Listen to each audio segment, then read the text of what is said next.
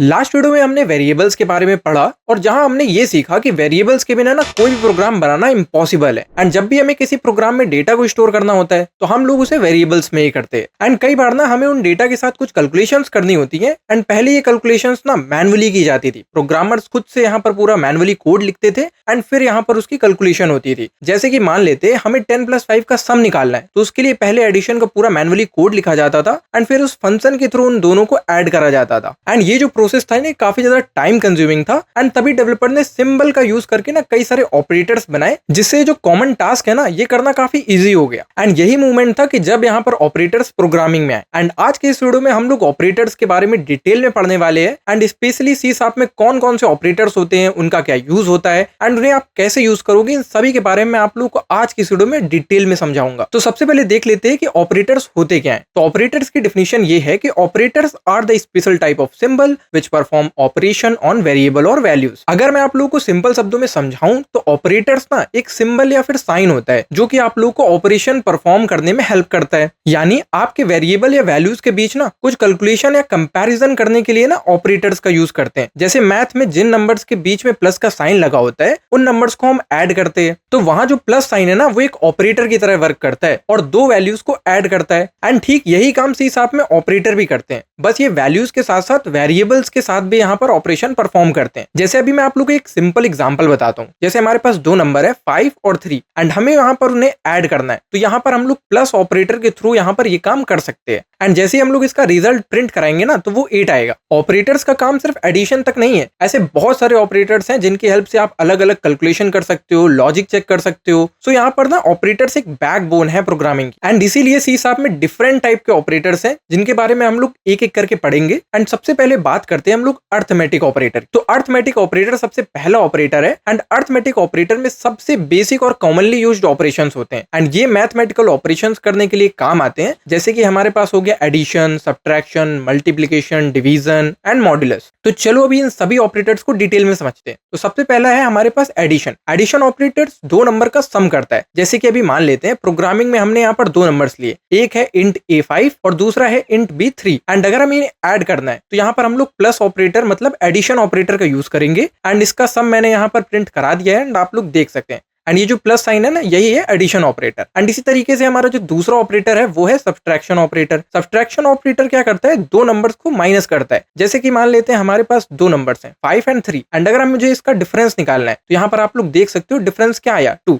And ये जो यहाँ पर माइनस है ना, जो यहाँ पर सब्ट्रैक्शन का साइन है, यही होता है हमारा जो सब्ट्रैक्शन ऑपरेटर। फिर आता है हमारा मल्टीप्लिकेशन ऑपरेटर। मल्टीप्लिकेशन ऑपरेटर ना दो नंबर को मल्टीप्लाई करता है। जैसे यहाँ पर हम लोग के पास दो नंबर है 5 एंड 3 एंड इनका जैसे हम लोग प्रोडक्ट निकालेंगे ना तो वो आएगा 15। एंड ये किससे हुआ, ये हुआ मल्टीप्लिकेशन ऑपरेटर के थ्रू। एंड फिर आता है हमारे पास डिवीजन ऑपरेटर। डिवीजन ऑपरेटर क्या करता है, पहले जो नंबर दिया गया है ना उसको दूसरे नंबर से डिवाइड करता है। एंड डिवीजन ऑपरेटर के साथ काम करते हुए ना आपको एक चीज का ध्यान रखना होगा, अगर दोनों नंबर इंटीजर है तो रिजल्ट भी इंटीजर ही आएगा। मतलब जो पॉइंट के बाद का हिस्सा होगा ना वो इग्नोर हो जाएगा। जैसे अभी हमारे पास दो नंबर है एंड दोनों हम लोगों ने इंटीजर में स्टोर करे हैं। जैसे पहला नंबर है 5 एंड दूसरा नंबर है 2 एंड इसका जैसे हम लोग रिजल्ट निकालेंगे ना तो 2.5 नहीं बल्कि 2 आएगा, क्योंकि यहाँ पर हम लोग उसे स्टोर किस पे कर रहे हैं, इंटीजर में। एंड इंटीजर जो होते हैं ना वो होल नंबर स्टोर करते हैं। बट अगर आपको सही कैलकुलेशन चाहिए ना तो आपको सही डेटा टाइप्स यूज करने पड़ेंगे। जैसे अगर आप लोग फ्लोट एंड डबल का यूज करोगे एंड उसके बाद आप लोग उसको फ्लोट में स्टोर कराओगे ना तो आपके पास सही वैल्यू आएगी। जैसे अभी मैं आप लोगों को कोड में करके दिखा रहा हूँ। जैसे फ्लोट A है हमारे पास 5 एंड यहाँ पर जो इंटीजर B है वो है 2 एंड इसका जैसे ही हम लोग डिवाइड करेंगे ना तो यहाँ पर जैसे आप इसे फ्लोट में स्टोर करोगे तो ये आपको रिजल्ट देगा 2.5। फिर जो नेक्स्ट ऑपरेटर है वो है मॉड्यूलस ऑपरेटर। मॉड्यूलस ऑपरेटर ना डिवीजन का जो रिमाइंडर होता है ना, मतलब जो बचा हुआ हिस्सा होता है वो बताता है। जैसे अभी मान लेते हैं हमारे पास दो नंबर्स हैं, पहला है यहाँ पर 10 एंड दूसरा है 3। अभी आप 3 को 10 से डिवाइड करोगे तो यहाँ पर क्या आएगा, रिमाइंडर बचेगा 1। तो ये जो रिमाइंडर है ना यही होता है मॉड्यूलस। तो ये तो हो गई अर्थमेटिक ऑपरेटर्स की बात। तो उम्मीद है कि आपको अर्थमेटिक ऑपरेटर समझ में आ गए होंगे। अभी बात करते हैं कंपैरिजन ऑपरेटर्स। तो जो कंपैरिजन ऑपरेटर्स होते हैं ना इनका यूज हम लोग तब करते हैं जब हमें कोई कंडीशन चेक करनी होती है। जैसे क्या दो नंबर बराबर हैं, या फिर क्या एक नंबर दूसरे नंबर से बड़ा है, या फिर क्या पहला नंबर छोटा है दूसरे नंबर से, या फिर दोनों नंबर इक्वल है। अगर हमें ऐसी कंडीशन चेक करनी होती है ना, तब हम लोग कंपैरिजन ऑपरेटर का यूज करते हैं। एंड ये जो कंपैरिजन ऑपरेटर्स होते हैं ना, ये हमें ट्रू या फिर फॉल्स में वैल्यू रिटर्न करते हैं। अगर हमारी कंडीशन सही रहती है तो यहाँ पर ये ट्रू रिटर्न करेंगे, बट अगर हमारी कंडीशन फॉल्स है तो हमें ये फॉल्स रिटर्न करेंगे। एंड जो कॉमन कंपैरिजन ऑपरेटर्स होते हैं, सबसे पहले उनकी बात कर लेते हैं। एंड जो सबसे पहला ऑपरेटर है वो है इक्वल टू। एंड ये जो ऑपरेटर है ना, ये चेक करता है कि दो वैल्यूज बराबर है या फिर नहीं है। एंड अगर दो वैल्यूज बराबर है तो ये ट्रू रिटर्न करेगा,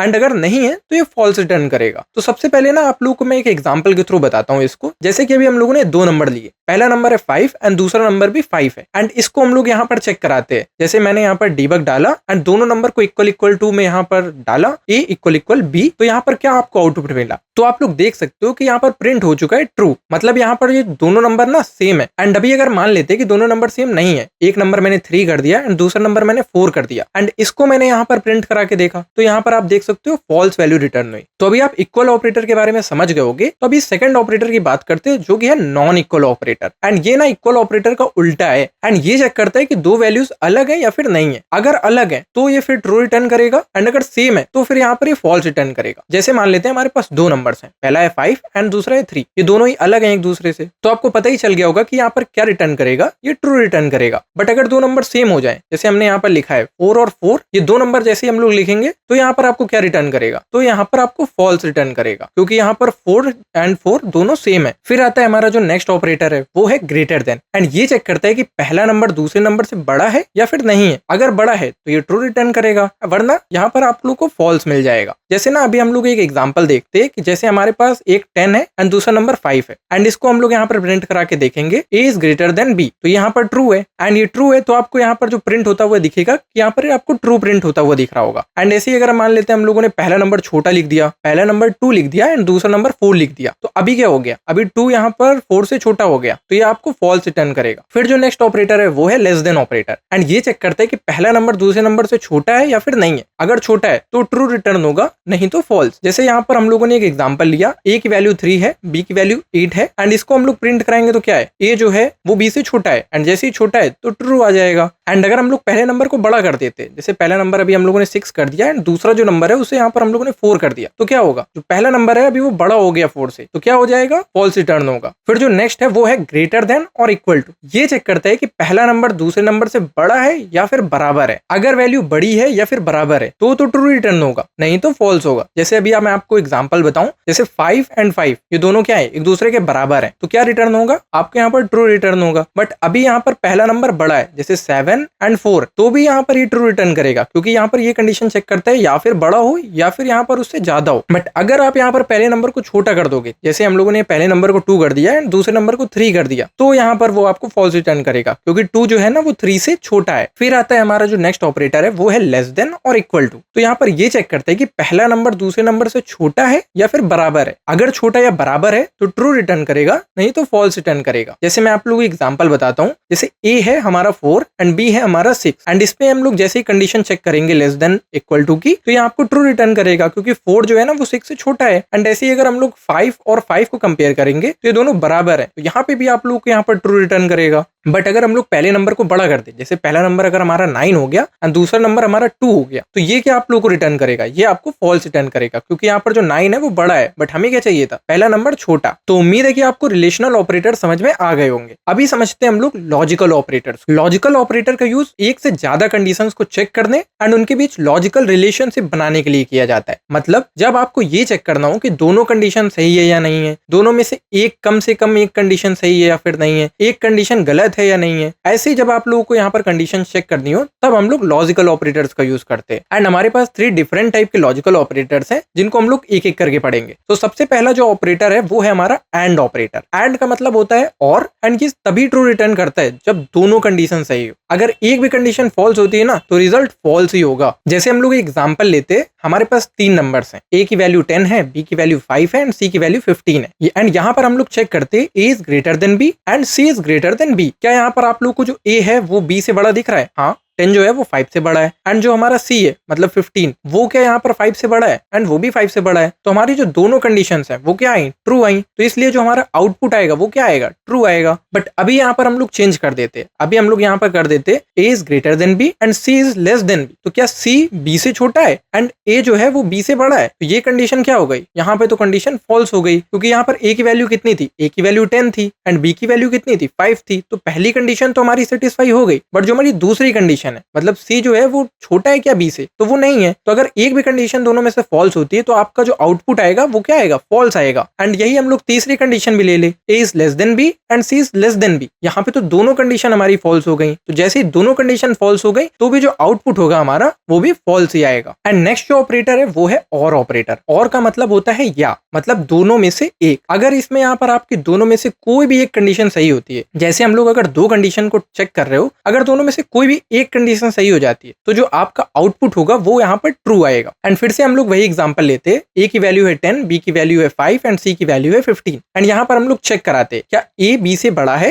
एंड C जो है वो B से बड़ा है। तो यहाँ पर ये कंडीशन क्या हो गई, क्योंकि A की वैल्यू है 10 एंड B की वैल्यू 5, तो पहली कंडीशन ट्रू हो गई एंड जो हमारी दूसरी कंडीशन है वो भी ट्रू हो गई। तो मतलब दोनों कंडीशन ट्रू है, तो यहाँ पर आप लोग का ट्रू आउटपुट आएगा। एंड फिर हम लोग दूसरी कंडीशन चेक करते हैं, फिर क्या करेंगे हम लोग, A is greater then B and C is less than B। तो यहाँ पर क्या हो गई, पहली कंडीशन तो ट्रू हो गई बट दूसरी कंडीशन फॉल्स हो गई। तो यहाँ पर क्या होगा, अगर एक भी कंडीशन ट्रू होती है तो आपको जो आउटपुट होगा वो ट्रू ही आएगा। एंड अभी हम लोग यहाँ पर फिर से चेंज करते हैं, A less than B and C less than B। तो यहाँ पर क्या होगा, ये दोनों ही कंडीशंस फॉल्स हो गई। अगर आपकी दोनों कंडीशंस फॉल्स है तभी यहाँ पर जो और ऑपरेटर है वो फॉल्स रिटर्न करेगा। अगर एक भी ट्रू है ना तो आपको ट्रू ही रिटर्न मिलेगा। एंड फिर जो नेक्स्ट ऑपरेटर है वो है नॉट ऑपरेटर। नॉट का मतलब होता है नहीं, ये कंडीशंस का अपोजिट करता है। मतलब अगर कंडीशन ट्रू है तो ये फॉल्स रिटर्न करेगा एंड अगर कंडीशन फॉल्स है तब ये ट्रू रिटर्न करेगा। जैसे अभी मैं आप लोग को एग्जांपल के थ्रू बताता हूँ। जैसे हमारे पास दो नंबर है, पहला नंबर है 10 एंड दूसरा नंबर है 5। तो नॉट ऑपरेटर के लिए ना हम लोग एक्सक्लेमेशन मार्क का यूज करते हैं एंड ये यहाँ पर हम लोग के आउटपुट को ही बदल देता है। जैसे कि मान लेते हैं हम लोग यूज कर रहे हैं A is greater then B and उससे पहले हम लोगों ने नॉट का सिंबल लगाया, तो क्या A B से बड़ा है, हाँ A B से बड़ा है। तो क्या कंडीशन आनी चाहिए, ट्रू आनी चाहिए। बट नॉट क्या करेगा, नॉट उसको फॉल्स में रिटर्न कराएगा, मतलब वो उसको उल्टा कर देता है। अगर कंडीशन ट्रू है तो नॉट अगर आपने लगा दिया है तो फॉल्स हो जाएगा, अगर कंडीशन फॉल्स है तब आपने नॉट लगाया है तो ट्रू हो जाएगा। तो अभी आप लोग एग्जाम्पल के थ्रू भी देख सकते हो कि यहाँ पर कंडीशन ट्रू थी, आपने नॉट लगाया तो यहाँ पर क्या हो गया, हमारा जो आउटपुट आया वो फॉल्स हो गया। जब हमारा यहाँ पर जो कंडीशन फॉल्स थी उसमें यहाँ पर हम लोगों ने नॉट लगाया तो हमारा जो आउटपुट हो गया वो क्या हो गया, ट्रू हो गया। तो उम्मीद है कि अभी आप समझ गए होंगे कि यहाँ पर जो लॉजिकल ऑपरेटर्स होते हैं वो कैसे काम करते हैं। बाकी अब समझते हैं हम लोग असाइनमेंट ऑपरेटर्स। असाइनमेंट ऑपरेटर का काम होता है वेरिएबल को वैल्यूज देना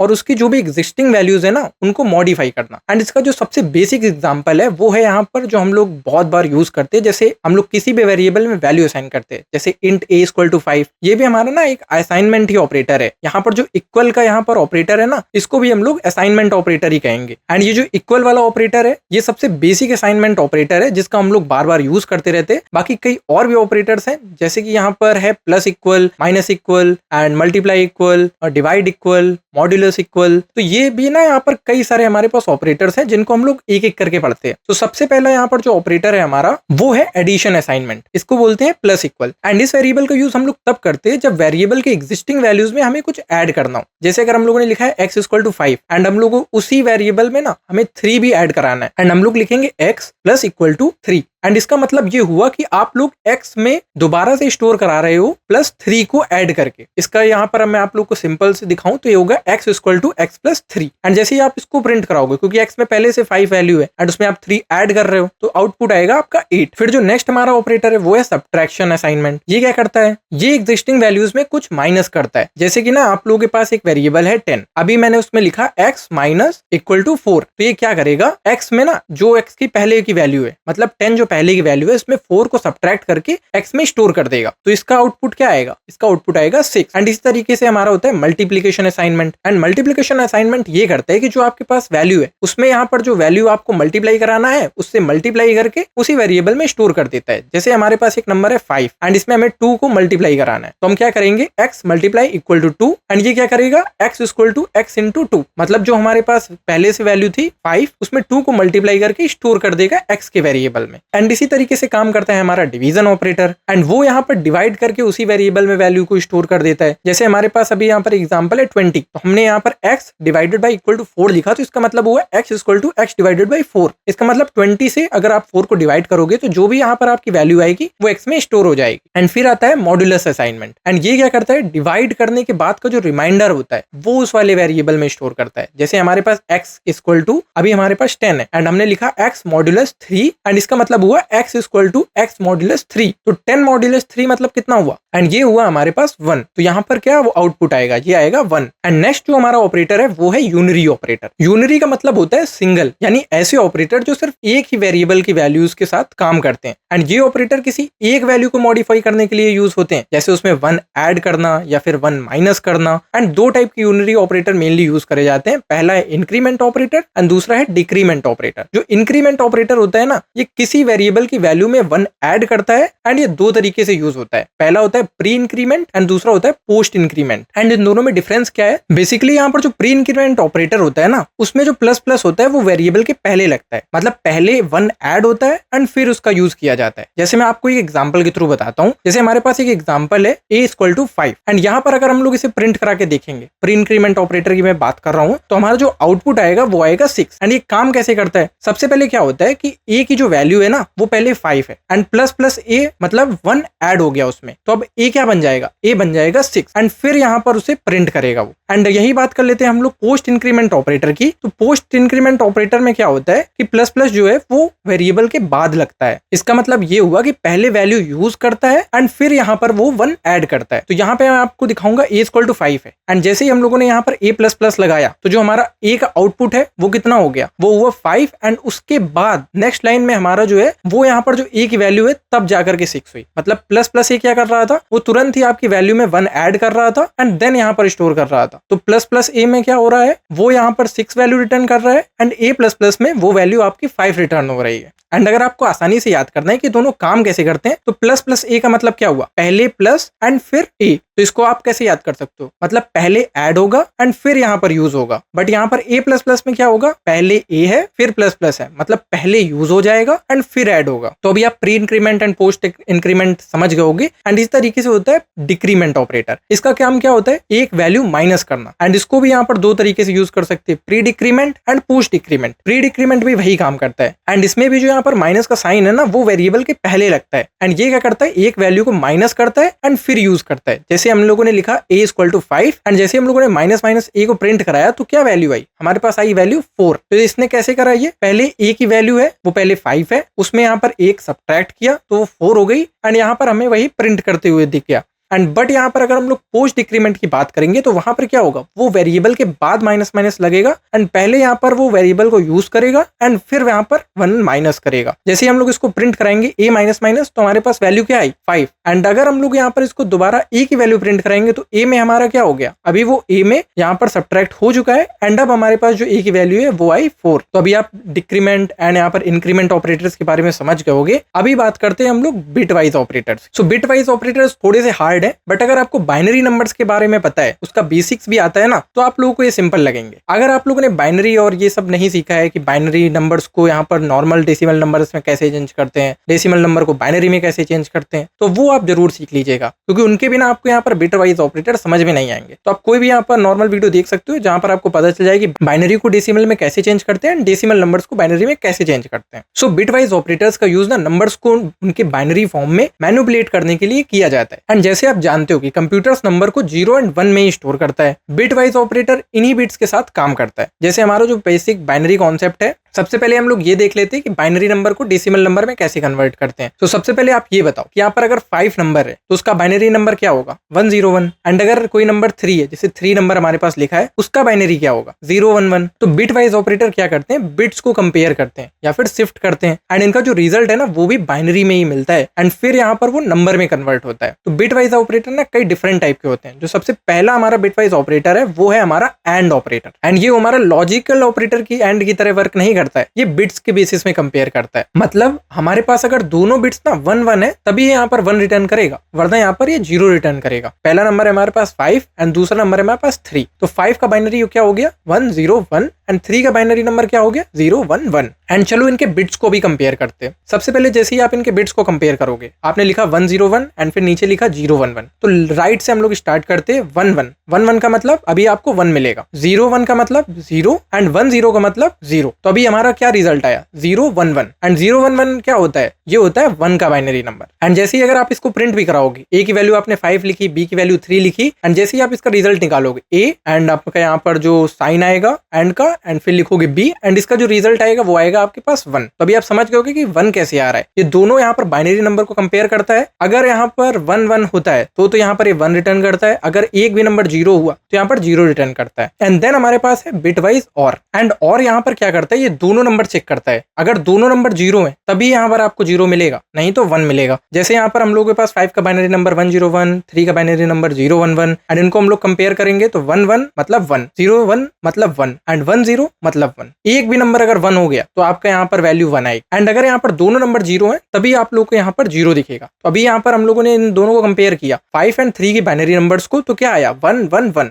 एंड 1 1 1 जो बाइनरी नंबर है अगर उसको हम लोग कन्वर्ट करेंगे डेसिमल नंबर में तो वो होता है 7। एंड जैसे ही अगर आप इसको प्रिंट भी कराओगे एंड हम लोगों ने यहाँ पर प्रिंट कराया ए और बी, तो यहाँ पर आप क्या आ गया 7। एंड इसी तरीके से होता है बिट वाइज एक्सक्लूसिव और। एक्सक्लूसिव और क्या करता है, ये चेक करता है कि अगर दोनों 0 या फिर 1 है तो यहाँ पर 0 रिटर्न करेगा, एंड अगर यहाँ पर जो दोनों नंबर है वो यहाँ पर अलग अलग है तो यहाँ पर वो 1 देता है। एंड फिर से हम लोग वही सेम एग्जांपल यूज करते हैं, 5 एंड 3 के बाइनरी नंबर्स को यहाँ पर कंपेयर करेंगे। 1 1 है, अगर दोनों 1 है तो यहाँ पर आपको 0 आ जाएगा, अगर एक यहाँ पर 0 है एंड एक 1 है तो यहाँ पर आपके पास 1 आएगा। तो हमारे पास क्या हो गया 1 1 0 एंड 1 1 0 ना, यहाँ पर अगर आप इसको डेसिमल में कन्वर्ट करोगे तो ये होता है 6। तो अभी आपको पता चल गया होगा कि ये यहाँ पर क्या करता है, अगर एक भी नंबर यहाँ पर सिमिलर है तो उसको चेंज कर देता है। मतलब और की यहाँ पर और क्या करता था, और करता था कि यहाँ पर अगर नंबर सेम है, जैसे 1 1 सेम है तो वो 1 रिटर्न करेगा, एंड अगर 0 1 है तो भी 1 रिटर्न करेगा। बट ये क्या करता है, अगर दोनों नंबर सेम हो गए ना तो वहाँ पे 0 रिटर्न कर देता है। एंड फिर है हमारे पास bitwise not, and not जो है ना वो हर बिट को उल्टा कर देता है, एंड ये सिर्फ यहाँ पर एक ही वैल्यू के साथ यूज होता है। एंड हम जैसे हमारे पास 5 है एंड 5 का यहाँ पर बाइनरी हुआ 0 0 0 0 0 1 0, एंड जैसे हम लोग इसको नॉट करेंगे तो मतलब जो 0 वाली वैल्यू है वो 1 हो जाएगी, जो 1 वाली वैल्यू है 0 हो जाएगी। तो अभी यहाँ पर जो हमारा रिजल्ट आएगा वो उसके अकॉर्डिंग आएगा। एंड फिर हमारे पास left shift operator and right shift operator, and ये दोनों का जो काम है ना ये होता है बिट्स को लेफ्ट में शिफ्ट करना, एंड जो राइट शिफ्ट ऑपरेटर है वो क्या करता है बिट्स को राइट में शिफ्ट करता है। मतलब ये बिट्स के साथ ही वर्क करते हैं जितने भी यहाँ पर बिटवाइज ऑपरेटर है। जैसे ही हम लोगों ने यहाँ पर 5 लेफ्ट शिफ्ट ऑपरेटर के साथ 1 लगाया तो यहाँ पर जो सभी बिट्स है ना उनको यहाँ पर लेफ्ट में शिफ्ट कर देगा। मतलब 5 का बाइनरी नंबर जैसे 1 0 1 है तो अभी ये 1 0 1 में सबको लेफ्ट में शिफ्ट कर देगा और लास्ट में 0 ऐड कर देगा, एंड ये हो जाता है हमारा 10। एंड इसी तरीके जो राइट शिफ्ट ऑपरेटर में क्या है 5 राइट शिफ्ट इक्वल टू 1, तो ये सभी ऑपरेटर्स को राइट में शिफ्ट कर देगा। तो राइट में यहाँ पर 1 0 हमारा राइट में आ जाएगा एंड 1 वहां से चला जाएगा, तो ये क्या हो जाएगा, ये हो जाएगा हमारा 2। तो ये हो गए हमारे bitwise operator. And bitwise operator अभी आप समझ गए होंगे कि बाइनरी के ऊपर ही चलते हैं एंड बाइनरी के ऊपर ही काम करते हैं, एंड इनको समझने के लिए भी आपको बाइनरी एंड यहाँ पर डेसिमल में कन्वर्जन तो कम से कम आना ही चाहिए। बाकी जो बिटवाइज ऑपरेटर है इनका बहुत ज्यादा यूज नहीं होता है। फिर अभी हम लोग बात करते हैं कंडीशनल और टर्नरी ऑपरेटर की, एंड ये एक बहुत ही यूजफुल ऑपरेटर है, एंड ये ऑपरेटर ना इफ एल्स जैसा होता है, एंड इफ एल्स के बारे में हम लोग नेक्स्ट वीडियो में बात करेंगे। एंड ये ऑपरेटर ना कंडीशन के बेसिस पे यहाँ पर वैल्यू असाइन करता है, एंड इसका यूज तब होता है जब एक सिंपल कंडीशन चेक करनी हो हम लोगों को। जैसे कि मैं आप लोगों को एक एग्जांपल दिखाता हूँ। जैसे ना हमारे पास एक सबसे पहले कंडीशन आएगी एंड यहाँ पर फिर आएगा वैल्यू एंड फिर उसके बाद आएगी वैल्यू, एंड ये यहाँ पर इसका सिंटैक्स है जो कि अभी आप लोग अपने स्क्रीन पे देख सकते हो। सबसे पहले आपको कंडीशन दिख रही होगी, फिर यहाँ पर 2 वैल्यूज, एंड कंडीशन क्या करता है, ये यहाँ पर वो स्टेटमेंट है जो या फिर ट्रू हो सकता है या फिर फॉल्स हो सकता है। एंड अगर यहाँ पर कंडीशन ट्रू हो गई तो यहाँ पर ट्रू वाली वैल्यू असाइन हो जाएगी, एंड अगर कंडीशन फॉल्स हो गई तो फॉल्स वाली वैल्यू असाइन हो जाएगी। जैसे अभी मैं आप लोगों को एग्जांपल देके बताता हूँ तब आपको अच्छे समझ में आएगा। जैसे हमारे पास 2 वेरिएबल्स हैं, एक की वैल्यू है 10 एंड दूसरे की वैल्यू है 5, एंड हमारे पास एक और यहाँ पर वेरिएबल है जो कि है मैक्स, एंड मैक्स में हम लोग को वेरिएबल स्टोर कराना है। बट हमारे पास ना एक कंडीशन है, एंड ये कंडीशन ये है कि अगर ए की वैल्यू बी से बड़ी है तभी यहाँ पर वो मैक्स हो सकती है। तो यहाँ पर हम लोगों ने क्या करा, अगर ए की वैल्यू बी से बड़ी है सो यहाँ पर जो पहली वाली वैल्यू है वो असाइन हो जाए, एंड अगर यहाँ पर जो कंडीशन फॉल्स है तो यहाँ पर बाद वाली वैल्यू असाइन हो जाए। जैसे 10 क्या है 5 से बड़ा है तो क्या होगा, अभी यहाँ पर जो मैक्स के अंदर क्या होगा ए आ जाएगा। अभी ये हम लोग नंबर्स को चेंज कर देते। अभी मान लेते ए में हम लोगों ने 5 लिखा एंड बी में हम लोगों ने 10 लिखा, तो क्या हो गया, अभी यहाँ पर नंबर चेंज हो गए तो हमारी कंडीशंस भी फॉल्स हो गई। तो अभी क्या होगा, अभी यहाँ पर बी स्टोर हो जाएगा मैक्स में। तो अभी आप समझ गए होगे कि यहाँ पर कंडीशनल ऑपरेटर्स कैसे काम करते हैं। तो आज के इस वीडियो में मैंने सी शार्प के डिफरेंट टाइप के ऑपरेटर्स को सिंप्लीफाई करके आपको समझाने की कोशिश की है एंड मुझे उम्मीद है कि आपको यहाँ पर ये सभी ऑपरेटर समझ में आए होंगे। बट अगर आप लोग को कुछ भी ऐसा लगता है जो आपको नहीं समझ में आया हो या फिर आपका कोई डाउट हो तो आप कमेंट सेक्शन में जरूर पूछ सकते हो मुझसे। बाकी नेक्स्ट वीडियो में हम लोग यहाँ पर स्टेटमेंट्स एंड कंट्रोल स्टेटमेंट के बारे में पढ़ने वाले हैं। सो मैं मिलता हूँ आप लोगों से नेक्स्ट वीडियो में।